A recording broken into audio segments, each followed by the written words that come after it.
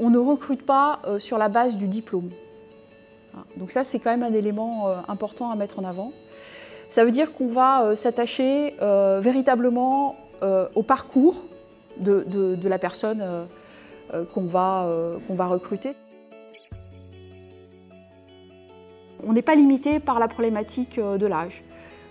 À l'inverse, on n'est pas non plus limité par la problématique de l'âge quand on devient plus âgé. C'est-à-dire que dans le métier de VRP, on va trouver des jeunes, on va trouver des moins jeunes, des hommes, des femmes.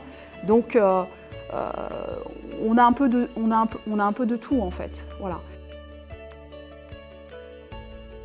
On va rechercher quelqu'un qui a cette dimension de la relation client, voilà, c'est-à-dire qui est capable d'entretenir une relation client de qualité. Et c'est vrai qu'on recherche aussi des collaborateurs qui sont sérieux, qui vont pouvoir aussi être tenaces, parce que c'est un métier aussi où il faut s'accrocher, parce que tous les jours ou tous les mois, eh bien, on est sur le terrain, on discute avec ses clients, on va réaliser des ventes, on va réaliser un suivi client. Et il y a cette dimension de la ténacité qui est aussi importante.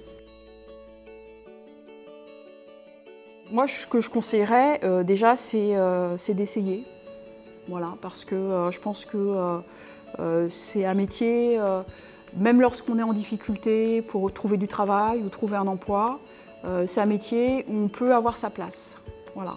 Donc déjà, premier point, je pense que potentiellement, il peut y avoir beaucoup de personnes qui peuvent accéder à ce type de métier. Surtout s'ils intègrent une entreprise structurée, de bonne taille comme la nôtre, qui va pouvoir aussi les accompagner et les aider à évoluer. Voilà. Il faut avoir envie, c'est-à-dire qu'il y a aussi une question de motivation.